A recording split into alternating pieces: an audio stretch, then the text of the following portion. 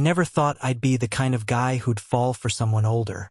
Not because I had anything against age gaps, but because it just wasn't something I ever imagined happening to me. I'm 24 now, and until recently, my dating history looked exactly like you'd expect for someone my age. Girls I met in college, short-lived situationships, the occasional awkward Tinder date that ended with a forced hug in a parking lot. Nothing serious, nothing memorable. And then I met her. I'll call her Ava, not her real name. She's 34, confident in a way that makes the whole room feel smaller. And she has that quiet, self-assured presence that makes you want to straighten your posture whenever she looks at you. The kind of woman who doesn't just walk into a space. She owns it without trying. We met at my friend Tyler's office party. He works in marketing at this mid-sized tech company downtown, and he'd invited me because they had an open bar and needed more people to make the place look less depressing.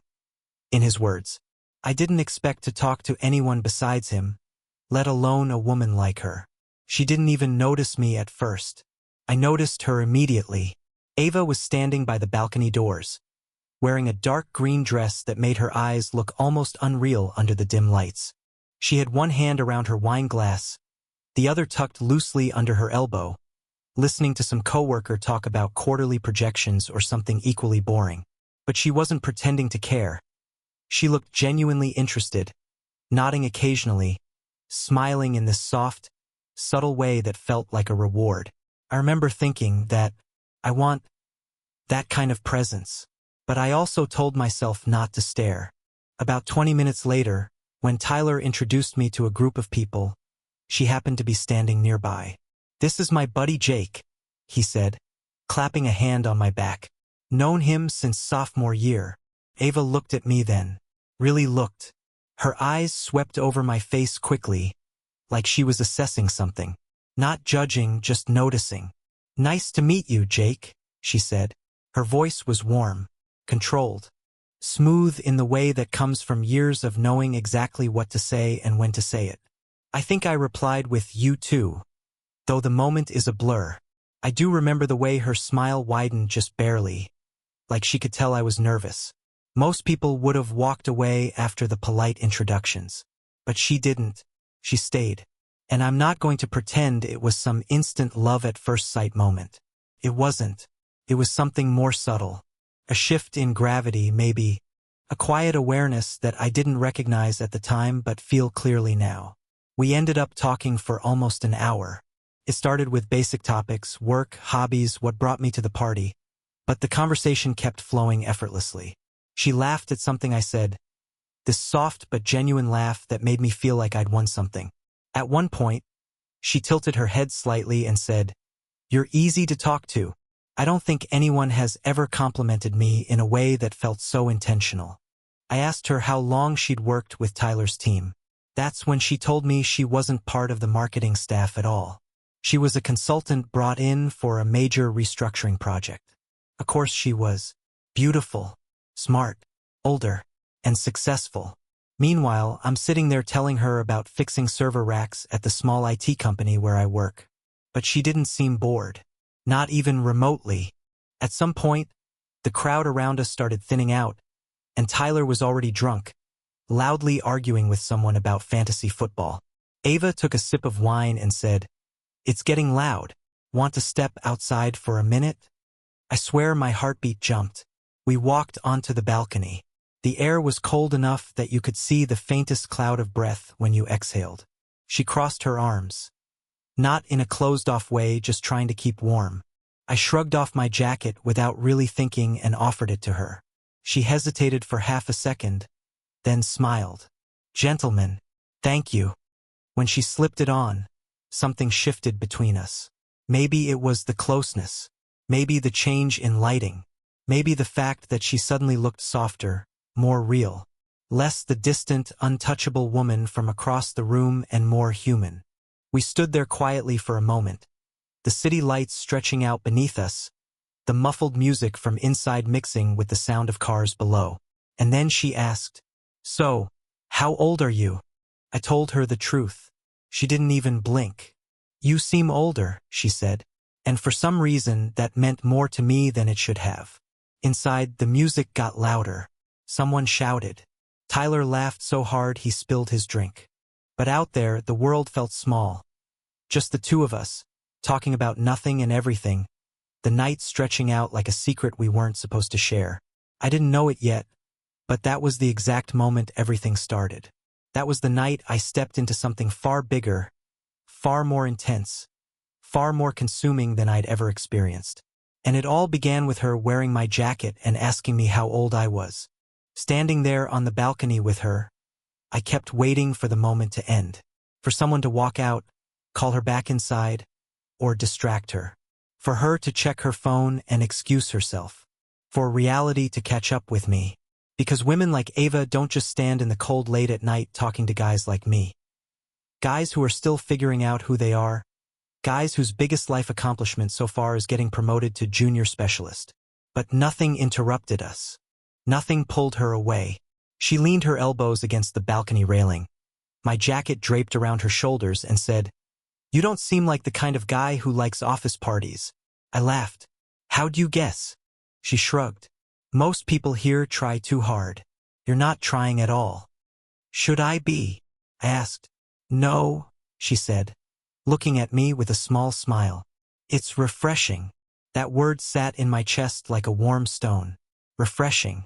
I'd never considered myself anything special. I blended in, went unnoticed, did my job, kept my circle small. The idea that someone like her, older, accomplished, confident, found something refreshing about me felt surreal. "You're cold?" I said when I noticed her rubbing her hands. "A little." She gave me an almost teasing look. "Your jacket helps." I could have stayed there for hours just listening to her talk. Ava didn't speak like people my age. There was something deliberate in the way she formed her thoughts. Less rushed, more grounded. I got the sense she'd lived through things. Real things. The kind of experiences that leave you wiser and heavier at the same time. Eventually, she pushed the balcony door open and said, "Come on, let's get another drink." Inside, the air felt warmer, heavier, and I became painfully aware of how close she was walking beside me. Our shoulders brushed lightly as we moved through the crowd. Not an accident. Not an invitation either. Just enough to make my pulse jump. At the bar, she ordered another glass of wine. I got a beer I wasn't actually in the mood for. She raised her glass slightly. "To unexpected conversations," she said. I clinked my bottle against it. "To not trying too hard." She laughed. God, that laugh. It wasn't loud or exaggerated. It was soft, barely audible over the music, but it felt real. Like she wasn't laughing at the joke.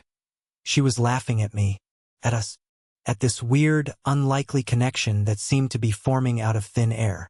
"Do you live nearby?" she asked. "About 15 minutes away." "Walking or driving?"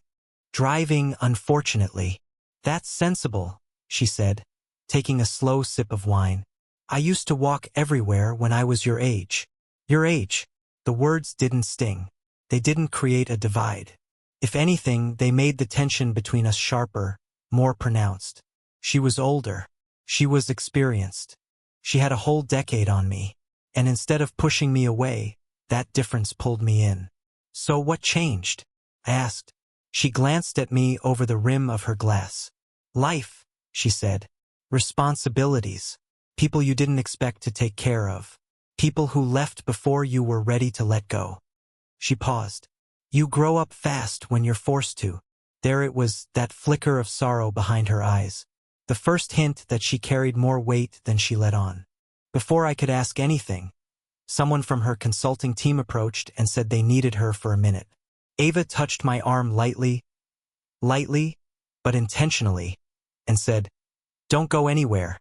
I nodded, trying to act casual, but inside my chest it felt like a fire had been lit. When she walked away, I watched her go.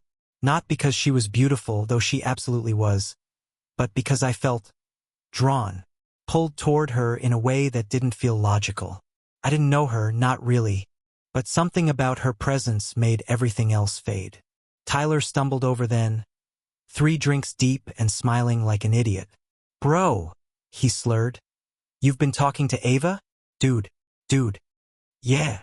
I said, trying to sound disinterested. She's like, out of your league by a whole galaxy.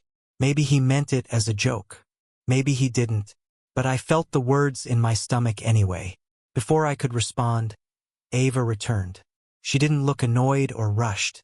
In fact, her expression softened when she saw I'd stayed exactly where she left me. Sorry about that, she said. No problem. Tyler was about to say something stupid, so I stepped away from him before he could. Ava fell into step beside me. You were saying something earlier, she said. About walking. I smiled. I was asking what changed. Oh, she took a breath. It's a long story. I've got time. Her eyes narrowed playfully. Do you? Unless you're planning to kick me out, I said. She shook her head. Not tonight. Not tonight. 2 words that shouldn't have meant anything but somehow felt like a promise.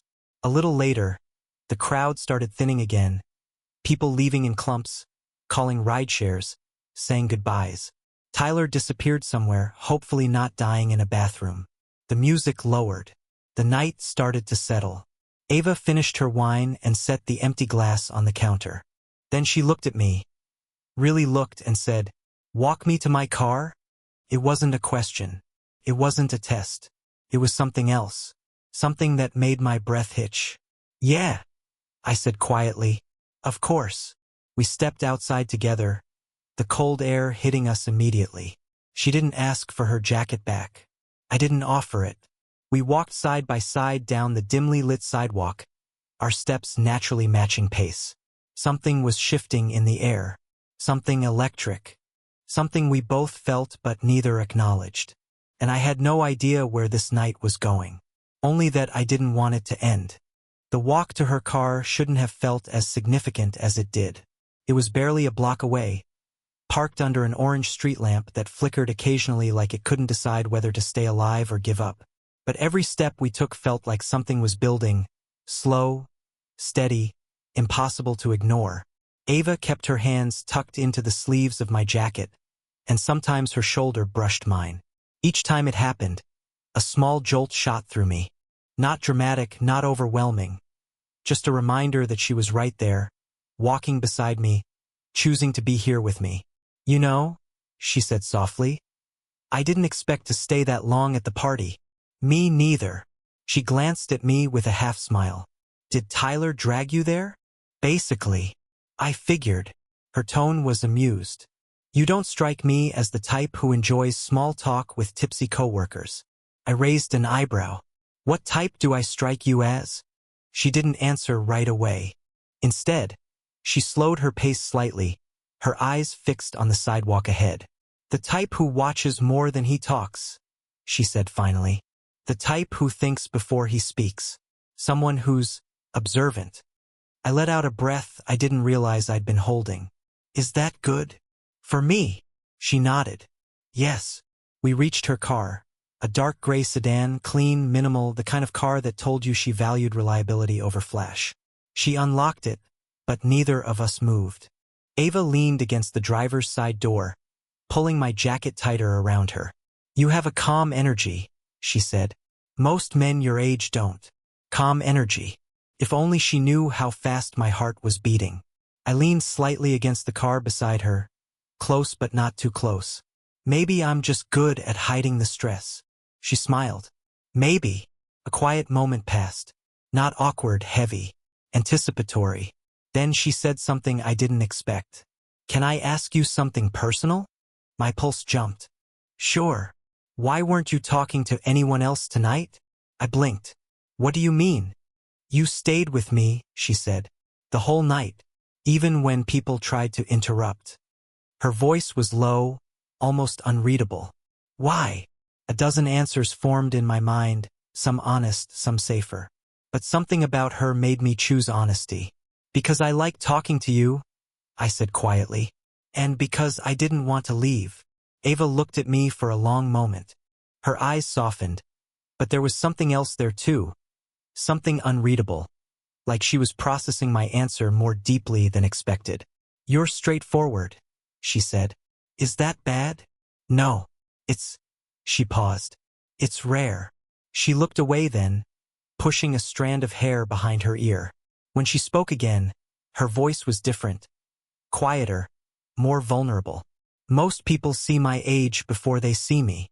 I didn't, I said, almost without thinking. Her head turned sharply, like she hadn't expected that answer.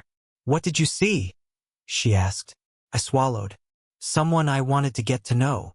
Her lips parted ever so slightly, and she exhaled through her nose, almost like she'd been holding something in. She didn't blush. Ava didn't seem like the kind of woman who blushed, but there was a shift in her expression, a softening of her features. Then, without warning, she stepped a little closer. Just a few inches, but enough to pull every nerve in my body tight. You're interesting, Jake, she said. And I don't say that lightly. I didn't know what to do with that. Compliments from girls my age usually sounded like jokes or sarcasm. But this, her voice, her tone, the way she said my name, felt different, intimate almost. Before I could respond, a car drove by, headlights sweeping across us. Ava blinked, as if the moment had been momentarily disturbed. She looked at her keys in her hand, then at me again. Do you need a ride home? She asked. I hesitated. I lived close. I could have easily said no. But the way she asked didn't feel like a polite offer. It felt like an invitation. Are you sure? I said. Positive. So I got into the passenger seat, and she got into the driver's seat, and suddenly the small, enclosed space made everything feel more intimate. Her perfume, subtle, warm, with a hint of vanilla, filled the car. She adjusted her seatbelt, her movements fluid, practiced. The engine hummed to life, and we pulled onto the quiet street. Your place, right? She asked. Yeah. She nodded and drove in silence for a bit, the kind of silence that wasn't uncomfortable, just full of tension neither of us addressed. Her fingers tapped lightly on the steering wheel as she drove, her nails short and neatly painted. After a minute, she spoke again. You're quiet now. So are you. She smirked. Maybe I'm thinking. What about? She gave me a sideways glance.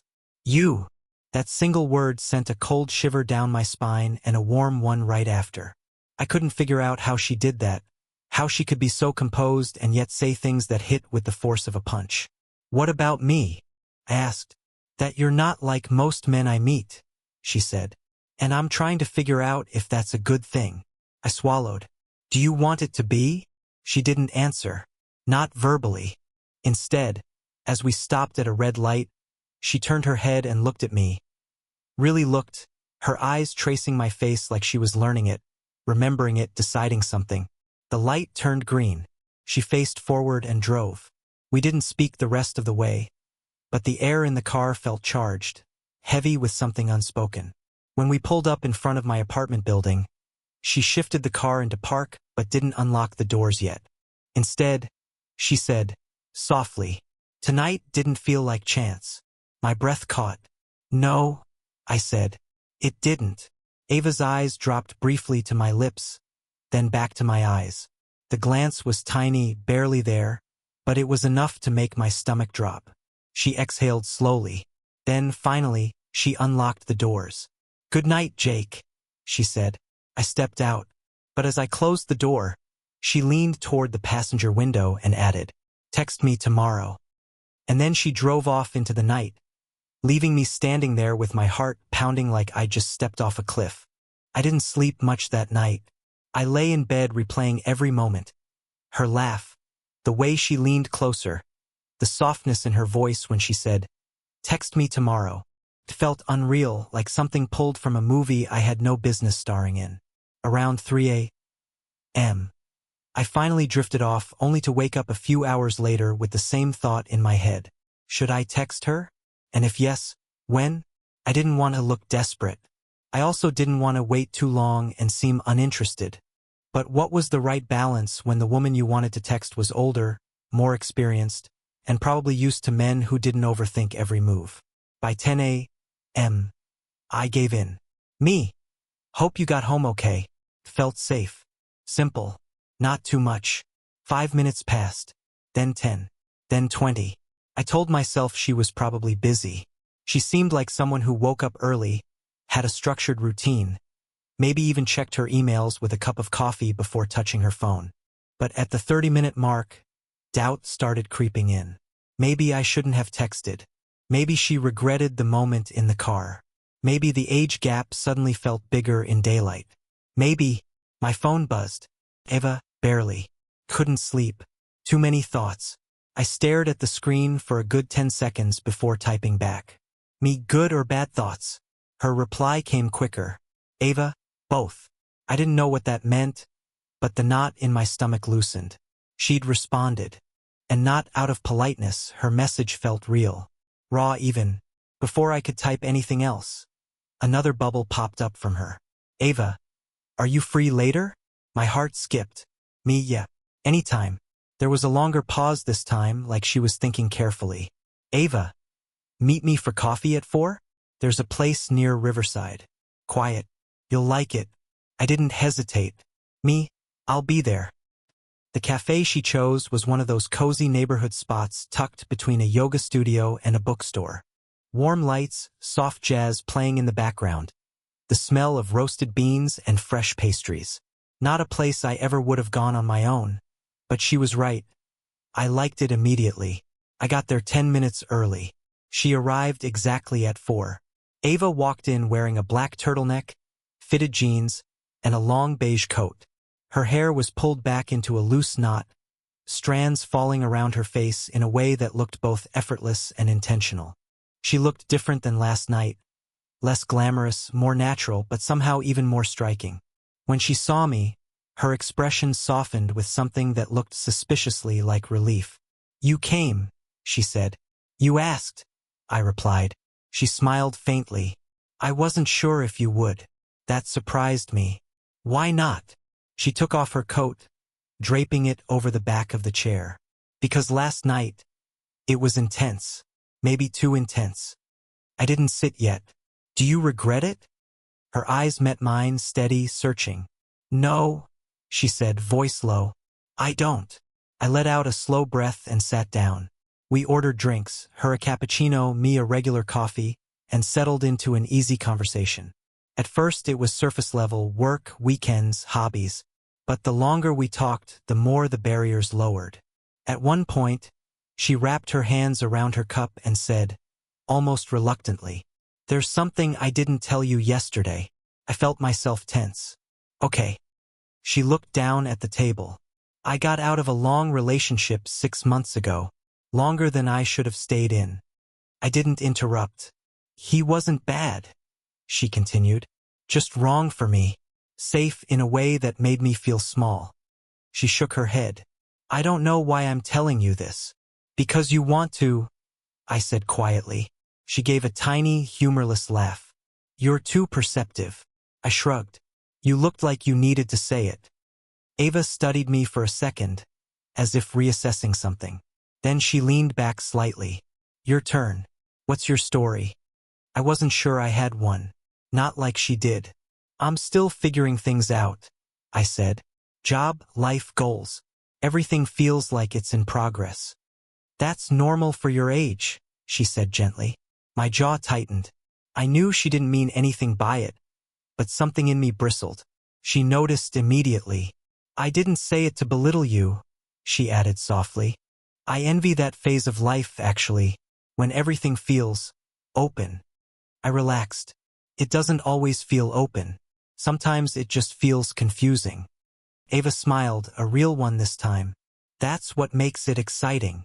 Our drinks arrived, and the conversation shifted again, drifting into topics that felt deeper, more personal. Family, childhood, regrets, dreams. It was strange how easy it was to open up to her.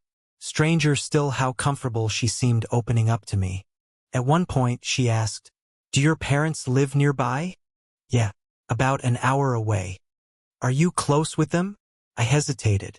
With my mom, yes. My dad, not really. She nodded like she understood more than I was saying. I had a complicated relationship with my father, she said. Maybe that's why I stayed too long with men who reminded me of him. Do I remind you of him? I asked carefully. She shook her head immediately. No, not even remotely. Something in her tone made warmth spread across my chest. We sat there for almost 2 hours. People came and went.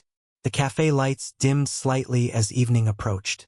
Outside, the sky turned orange, then pink, then a muted purple that reflected in the windows. Eventually, the space between us felt different. Closer. Heavier. Ava looked at her hands. Then at me. "Jake," she said. "Can I ask you something? And I want you to be honest." "Okay." "Why me?" she whispered. "Why are you interested in me? Be specific." Her voice trembled just slightly on that last word. Specific. As if she needed clarity more than she wanted reassurance. I didn't look away. "Because you don't pretend," I said. "Because talking to you feels real.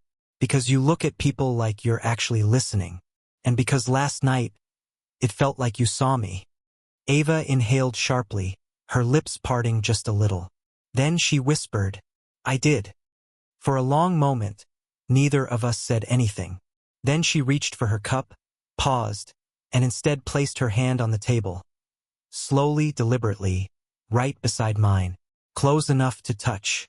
But she didn't touch. Not yet. And somehow, that restraint made the moment burn even hotter. We stayed like that for a long while, the quiet between us heavier than the soft jazz in the cafe. Her fingers finally grazed mine, slow and deliberate. A test and a promise all at once. I felt heat spread from that small touch, like static running under my skin. "You scared?" she asked, her voice barely above a whisper, eyes searching mine for an answer. "Of what?" I tried to keep it casual, but my pulse betrayed me. "This us, how fast it's moving. Maybe you feel the age difference more than you let on." I swallowed, unsure how to explain that age never felt like a barrier. Yet the intensity of her gaze made my stomach flutter. "Honestly, I think about it, but not in the way you might think. I'm not scared, just aware, that's all." She laughed softly, the sound low and melodic. "Aware, huh? That sounds mature, but also kind of cautious." I leaned slightly closer, the faint scent of her perfume filling the space between us. "Maybe. Or maybe I just don't want to ruin what we have before it even starts." Her eyes softened, but there was a flicker of something playful. "You're careful, very careful. Do you think I notice?" "I think," I said slowly, "you notice more than you let on." She paused, tilting her head, her lips parting slightly. "And what exactly do you see?" I didn't answer immediately. Instead, I let my fingers brush hers again, firmer this time, letting the contact linger. "I see someone who's been through a lot, but who's still daring. Someone who doesn't hide from what she wants. And someone I want more than I can explain." Her breath hitched, a small, unguarded sound that made my chest tighten. "Jake!" I couldn't stop myself from inching closer. Our knees brushed under the table. The cafe around us faded into background noise. The clink of cups, the hum of conversation. But none of it mattered. All that mattered was this, right here, this suspended moment. "I like that fire in you," I murmured, careful not to overstep, but unable to hide the intensity in my voice. "Maybe," she whispered, her fingers finally closing around mine. "I like fire." That simple contact, her hand warm against mine, was enough to make the world shift. We talked for another hour, the conversation meandering between laughter, confessions, and silence that wasn't uncomfortable but intimate. She told me stories about her travels, her favorite books, the things she loved in the city that most people overlooked. I listened, captivated, interjecting only when it felt natural. At some point, she leaned back, her eyes scanning the room as if making sure no one else could hear our words. Then she whispered, almost conspiratorially, "Do you ever wonder if someone like me scares people away?" I shook my head immediately. "Not me. I like the idea of learning someone complicated. Someone who doesn't hand herself over easily." She studied me, her gaze piercing, and then smiled faintly. "You're bold for your age. Or foolish," I said, matching her tone. "But maybe worth it." She chuckled, leaning slightly forward again, her hand still holding mine. The connection was electric, a mix of restraint and daring, like a dance where neither of us knew the steps but both were willing to follow. As the sun dipped behind the buildings, casting a warm orange glow across the cafe windows, she finally let out a small sigh. "Jake, I don't usually do this. This a vulnerability." "Neither do I admitted. "But maybe it's easier with you." She looked at me then, really looked, as if measuring my honesty. "You make it easy. Dangerous, maybe, but easy." We finished our drinks in companionable silence, hands still touching, eyes occasionally meeting. When we finally left the cafe, the air outside was crisp, a gentle reminder that the world beyond this moment still existed. But for a few hours we had created our own bubble, a private space where age, past regrets, and fears didn't matter. As she walked beside me toward the street, I realized that something fundamental had shifted. The playful tension, the restrained attraction, it was no longer just a possibility. It was real, tangible, and terrifying in the best way. "Same time tomorrow?" I asked, hesitant, yet hopeful. She smirked, a flash of mischief in her eyes. "Maybe, but you'll have to earn it." Her words were a challenge, but also a promise. And I knew, without a doubt, that I would. The next day, I couldn't focus on anything. Every little sound made me check my phone, half hoping for a message from her. I told myself I was being childish, but the truth was simple. I wanted her, more than I had wanted anyone in a long time. By noon, my phone buzzed. "Eva, coffee again?" "Same place. I think we left something unfinished." My chest jumped. Unfinished? I remembered the way our hands lingered, the tension in our eyes, the words that didn't need to be spoken. "I'll be there." When I arrived, she was already seated by the window, sunlight highlighting the subtle highlights in her hair. She looked calm, composed, but her eyes betrayed the same restlessness I felt. "Hey," I said, sliding into the seat opposite her. "Hey," she replied, a smile tugging at the corners of her lips. "You look eager." "Maybe a little," I admitted. "Or maybe just impatient." She laughed softly. "It's okay. I like impatient." We ordered drinks again, but neither of us touched them at first. The conversation picked up right where it had left off yesterday. But this time, there was an undercurrent. Something unspoken, like the air itself was charged. "I thought about last night," I said carefully. "About what you said. About fire." Her eyes met mine, sharp and knowing. And I don't mind it," I said, letting a small smirk show. "I like it." She leaned back, pretending to sip her coffee, but I saw the faint curve of her lips. "Bold answer. I've realized," I continued, "that you're not just fire. You're a storm, and I want to be in it." Her gaze softened, but there was a glimmer of something guarded. "You really think you can handle a storm like me?" "I think I want to try," I said honestly. She laughed again, quieter this time, almost shy. "I should warn you, I don't do this lightly. I've been burned before." "I know," I said, leaning slightly closer. "But I don't want someone else's fire. I want yours." For a moment, she didn't respond. Then she rested her hand lightly on the table, just close enough that our fingers brushed again. "Jake," she said, voice low, "you make it sound so easy." "It's not easy," I admitted. "It's terrifying, but I can't stop thinking about you." Her eyes searched mine for truth, then softened. I feel the same, but we have to be careful. For both our sakes." I nodded, understanding, but the tension between us didn't dissipate. In fact, it grew, coiling tight with every glance, every subtle touch, every word left unspoken. We talked for hours, about everything and nothing. She told me stories from her life, mistakes, lessons, and regrets. I shared my own, though I left out the details that felt too raw, too vulnerable. Yet even with the gaps, it felt intimate, like we were laying pieces of ourselves on the table, careful but deliberate. As the cafe began to empty and evening crept in, our conversation slowed. I realized that the real pull wasn't just attraction. It was trust forming quietly, a fragile connection that neither of us wanted to break. "Jake," she said finally, eyes lingering on mine. "Can I ask, what draws you to me, really?" I took a deep breath, feeling the weight of her question. "You're confident but not arrogant, strong but not unkind. You've lived, you've hurt, you've loved, and you're still here. And being here with you, it feels like the only place I want to be." Her hand finally closed around mine fully.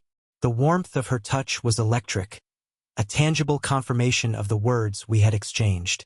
"I think," she whispered, leaning closer, "we're going to be trouble for each other. Maybe," I said, smiling, "but maybe the kind of trouble worth it." And for the first time, I realized that what was happening between us wasn't just infatuation. It was something more intense, deeper. A pull neither of us could deny. A storm neither of us wanted to escape. The following days blurred into a mix of texts, calls, and stolen afternoons together. Every interaction felt like walking a tightrope. Thrilling, terrifying, impossible to ignore. I started noticing everything about her. The way she tucked a strand of hair behind her ear when she laughed. The subtle crease between her brows when she was thinking. The way her hand lingered on mine for just a fraction too long.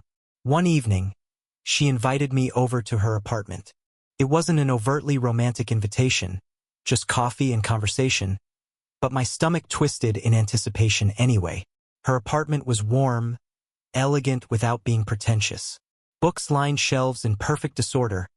Art prints leaned casually against walls, and soft lighting made every corner glow. Felt lived in, personal, like stepping into her mind. "Make yourself comfortable," she said, handing me a cup of coffee. "Do you want cream?" "Black," I said, noticing the subtle perfume she wore. Something floral, grounded, unmistakably her. We settled on the couch, not too close, but not far either. Conversation started lightly. Work, books, favorite movies. But the air was thick with unspoken questions. Every glance, every slight shift of posture carried weight. At one point, she leaned back and studied me. "Do you ever think about where this could go?" I hesitated, then admitted, "All the time, and it scares me a little, but not enough to step back." Her eyes softened. "Good. I like that honesty, but I also like caution. The tension. I don't want to ruin it."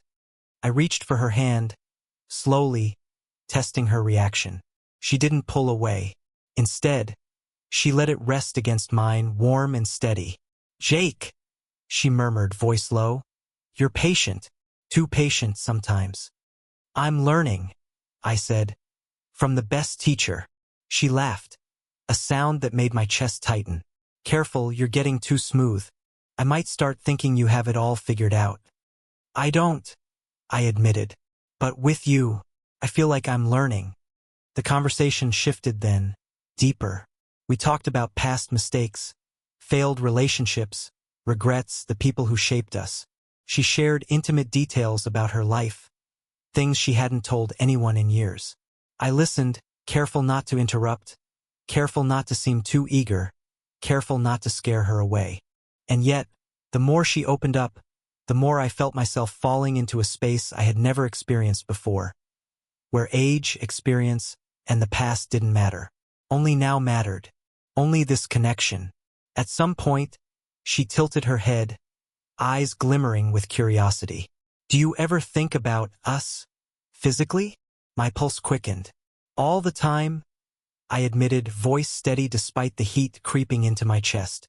Her lips parted slightly, a breathy laugh escaping. "Bold," she whispered. "You really don't hold back." "I think," I said, leaning closer, "we both know there's a tension we can't ignore. I'm not going to pretend it's not there." Her hand tightened slightly on mine, a silent acknowledgement. "Jake, I want this. I want you, but we have to be mindful." "I know," I said, "and I don't want to rush anything. But I also don't want to waste time pretending I don't want you." She let out a slow breath, eyes searching mine. "You make it sound so easy." "It's not," I admitted. "But you make it worth it." We sat there in silence for a long time, hands still touching, hearts both racing in sync. And for the first time, I realized that this wasn't just desire. It was connection, trust, a fragile intimacy that had begun in whispers and glances and was now impossible to ignore. Eventually, she shifted slightly, leaning back but keeping her hand on mine. "Jake, do you know it scares me?" "What?"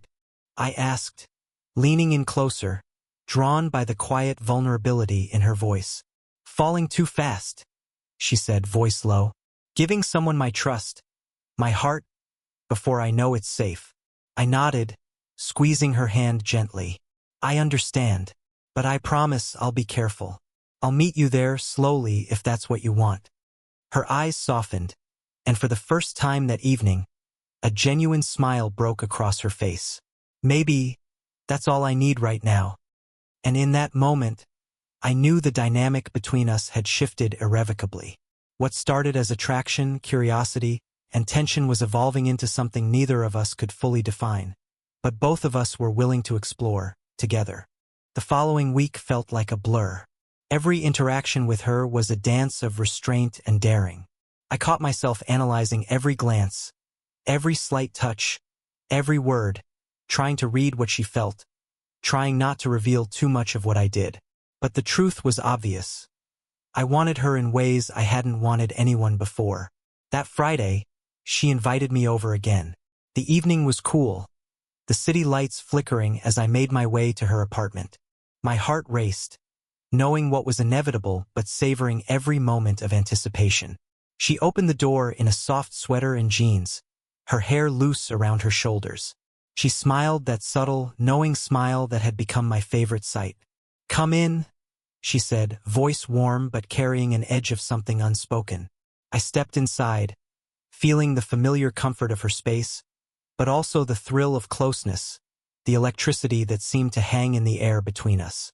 We sat on the couch, coffee mugs in hand, pretending this was casual. But it wasn't casual. Not anymore. Her hand brushed mine as she reached for her cup, and I let it linger, fingers intertwining for just a heartbeat longer than necessary. She didn't pull away. "Jake?" she said softly, eyes searching mine.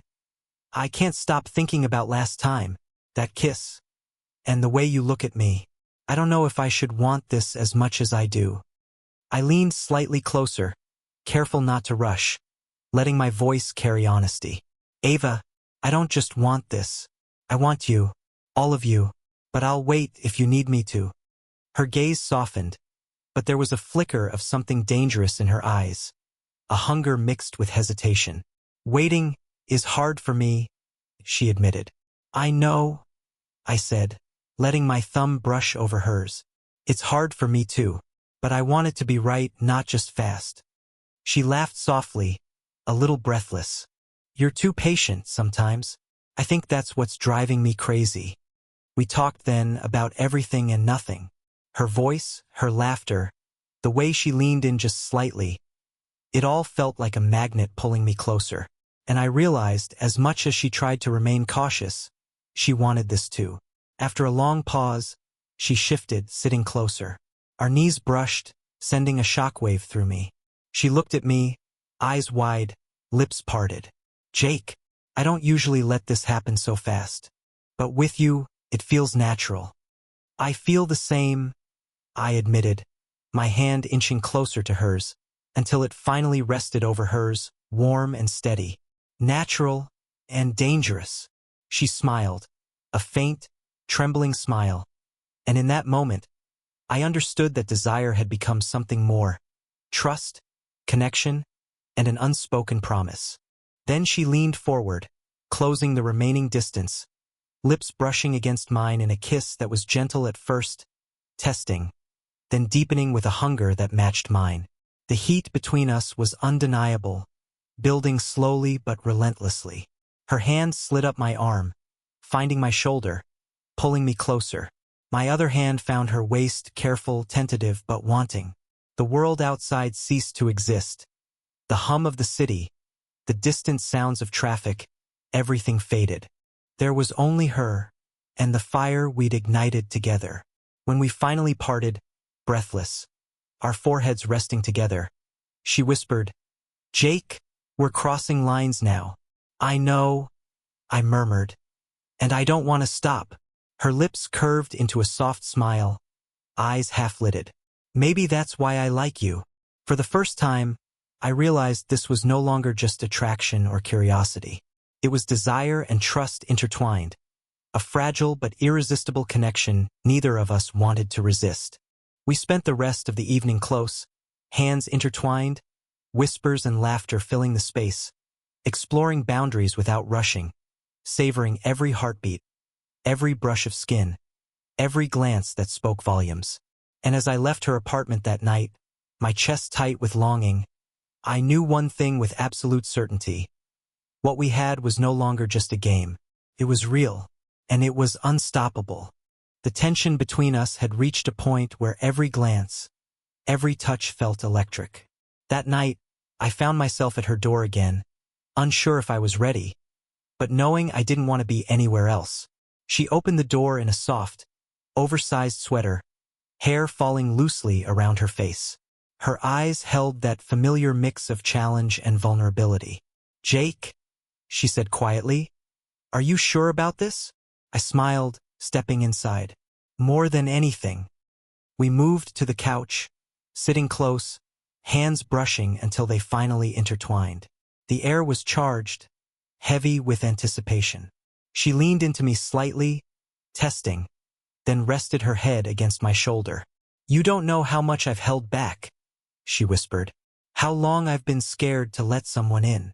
"I know," I said, voice low, "and I don't want to push you. Just be here with you."